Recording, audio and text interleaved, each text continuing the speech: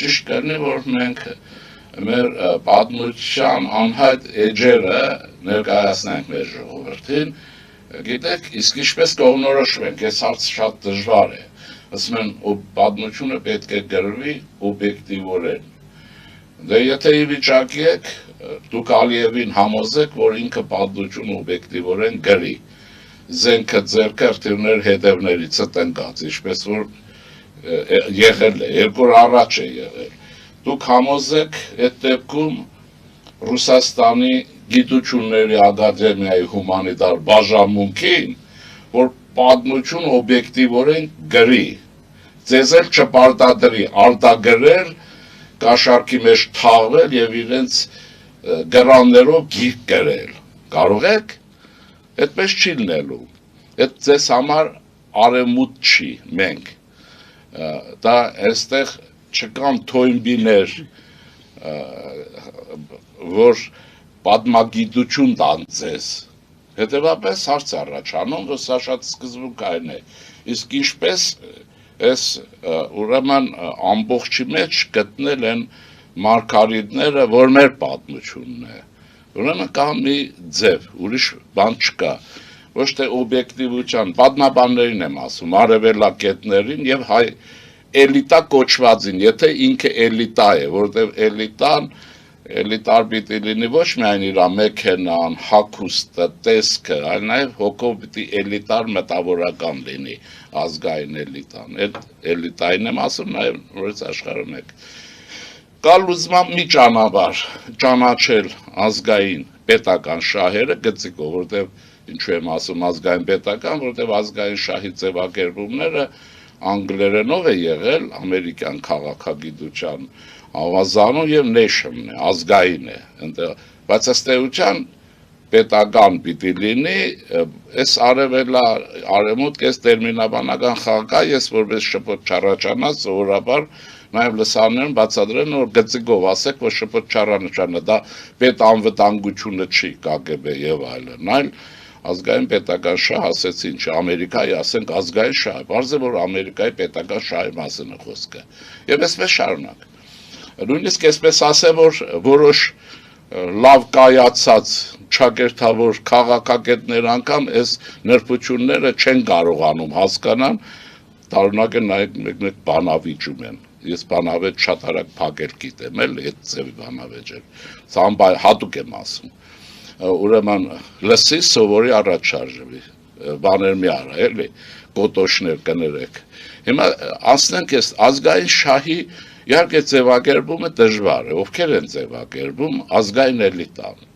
նրանք պետական իշխանությունն է, մտավորականությունն է, ովքեր ի վիճակի են ռազմավարական մտածողության, ովքեր ստեղծագործական միտք ունեն, դուք մի բան պետք է նկատի ունենաք, վաղուց ապացուցված է, որ գիտության մարդկանց մի ստվար մեծ խումբ լավ պատճենահանող է, քսերոքս, ընտիր, ձեզնից լավ ձեր բացատրածը կսովորի, հետո կսովորեսնի նաև, որպես հայկական սովորույթ էլի, մի 4 ամիս հետո, որպես սեփականը, իսկ ստեղծագործականը շատ քիչ մարդիկ են կարողություն ունեն, բայց կան, հիմա սրա մեջ ոչ վիրավորական բաց կա, ոչ էլ նվաստացման, մենք ունենք ուսուցիչներ, փայլուն տիրապետում են այն դասագրքերին, որոնցով դասավանդում են, ես փայլուն, որը իրենք են դասագրքից են գոմ, այսինքն հեղինակին կարող են բացատրել, ես մաթեմատիկայի ուսուցիչ եմ ունեցել, Լարիչևի ուրեմն են հայտնի մաթեմատիկայի դասագիրքը Լարիչևից լավ գիտեր, բայց նա ինքը ստեղծագործական կարողություն չուներ, լավն էր, էլի, մի խոսքով բերեք ես, սրանք ասում են, որ սովորվի, արվի, որտեղ մենք հնդածս, ոտի վրա մեր պետություն պետք է կայացնենք, մենք պետք է մտածենք, որ ժամանակ չունենք, տեսեք, ինչու եմ ասում, եւ որտեղ այստեղից է շատ բաներ լինում, արդեն աշխարհը խոսում է 4-րդ արդյունաբերական հեղաշրջման մասին, սրա հետևից հասնել է պետք, ով մնաց, Ռուսաստանը խրվել մնացել է խուտորում, այդ խոշոր է, էս է, են է, ցար են, այս բոլորը արդեն հաշիվ չի, ոնց են հասնելու, չգիտեմ։ Հիմա բայց մենք մեզ վերադառնանք։ Մենք գնալու ենք 5-րդ սերնդի բանակ ունենալու։ Հիմա տեսեք, արդեն բայց այն մի խոսքով ուզում եմ ասեմ, որ այդ ձևակերպման մեջ պիտի համաձայնվենք, որ պատմությունը եւս պիտի գրվի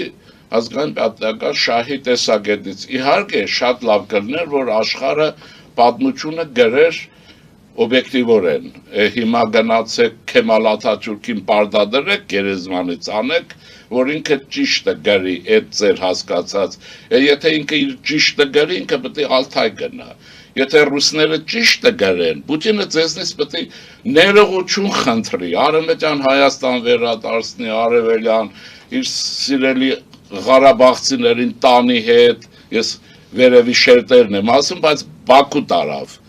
Հասկանում եք ոնց, այսինքն հիմա այս տնում ենք եւ դրանից հետո ամեն ինչ ճշտվում է, բայց եթե մենք տնում ենք այս հարցը, ազգային շահի իհարկե գիտական պիտի լինի եւ այլն, այս բաներ չանենք, բլեֆներ չանենք, այդ բոլորը ճիշտ է, ուրեմն ինչ է ստացվում, ուրեմն մենք մեր պատմագրությունը առնվազն պիտի ուրեմն հետ ընթացով մոտավորապես ասեմ էլի մինչև Խաչատուր Աբովյան դրանից առաջ եւ դրանից հետո նորից նայենք, տեսնենք ինչն է օբյեկտիվ, ճշմարիտ, ինչն է սուբյեկտիվ, պարտադրված եւ այդ դա հսկայական աշխատանք է բաղանջում։ Մաքրել պատմությունը։ Հա, բայց պարտավոր ենք անելու։ Ես զգուշացնում եմ, եթե սա չանենք, նոր սերնդին եմ ասում, մեր նման կոտորվելու եք։ Ծառայել է կոտարին։ Ձեր շահերը չեք պաշտպանելու, դուք չեք պաշտպանելու Հայաստանի Հանրապետություն։ Իհարկե նվիրումով նվիրվելու եք Հայաստանի Հանրապետությանը, հետո վերջում ինչպես որ հիմա եղավ, ձեռներդ գլուխներիդ եք խփելու, որ այս գործիք եղանք սրանց ձեռին, գլխի չընկանք։ Այս ինչ արեցին եւ պաշտպանեցինք կամ այս Ռուսաստանի կամ չգիտեմ Զանզիբարի կամ Արգենտինայի շահեր օրինակ։ Դրա համար պետք է սա եւ չպետք է վախենալ սրանից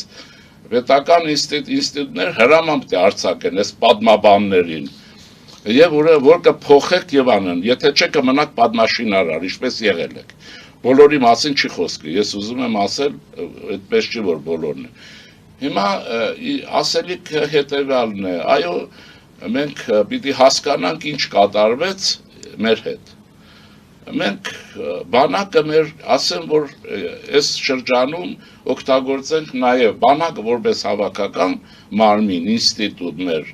44 օրյա պատերազմում հերոսության ուղղակի էջեր գրանցեց մենք հիմա ընկել ենք այն դավաճանների հետևից կագեբեիշտիկների որոնք ռուսների հետ միասին ռուսների հրամանով ադրբեջանի շահեր էին սպասարկում մենք գիտենք նաև, չէ, սխեմաները հուշող են, բայց դա այդ մի մասն է, բայց չէ, որ բանակը իր արյան դժբախտաբար առատ բանով ուրիշ տարբերակ չկար, պահպանեց այն, ինչ որ այսօր ունենք, ինքն է պահել, մեր ժողովուրդն է պահել և հասարակ ժողովուրդն է պահել, և պատական չի, որ այսօր որը վերջում մի գեներալի այսպիսի բան ասեցի, լսեք, ամբողջը ես տանուլ տվեցիք, որտեղ պահանջը բանակից է, մի գեներալ ինքնասպան չեղավ, կամավոր Բաքու գնացին, ինքնասպան չեղավ, ես ոչ թե ուզում եմ, որ ինքնասպան լինել, բայց երթում է, մեկը չխելագարվեց, թեսիչ կատարվեց։ 18-19 տարեկան տղաներ ենք ունեցել, որ նռնակներով իրենց գերի չընկնել Երբ որ այդ բան են խոսում, իհարկե Լեոնիդ Ազգալյանը բանակային չէր, ես նրա կերպարն եմ հիշում, լեռների վրա, հետն եք եղել, այդ էր ձեր արածը, մի գեներալ, մի գնդապետ, գիտեք, որը գնդապետները կռվել են, մի գեներալ գիտեք, որ նորմալ կռվել է, չլսեցինք, ցույց տվեք, բայց մենք գիտենք, թե Շուշիում քանի գեներալ կար, չէ, տարբեր ծառայություններից, Եթե սխալ ենք, թող ասեն սխալ են, այդ մարդիկ ասեն, ես չեմ եղել Շուշիում և Շուշիի հանձնման հետ ես ոչ մի կապ չեմ ունեցել, դու էլ չեմ փախել ավելի շուտ, քան Շուշին հանձնվել է, հարց եմ տալիս, Շուշիում ինչ էիր անում, 2 օր առաջ, 2 օր հետո, 2 օր եւ այլն ինչ եք անում դուք։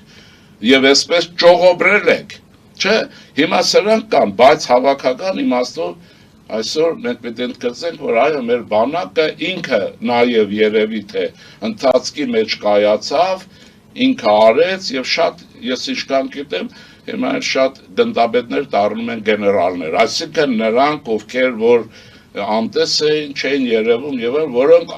ատում էին իրենց ուսադիրների ոսկին, լսեք, գեներալները ոսկի են դրել, իրենց փոխանակերտություն ստանան փորերը նեղացնեն եւ այլն, այսպիսի բաներ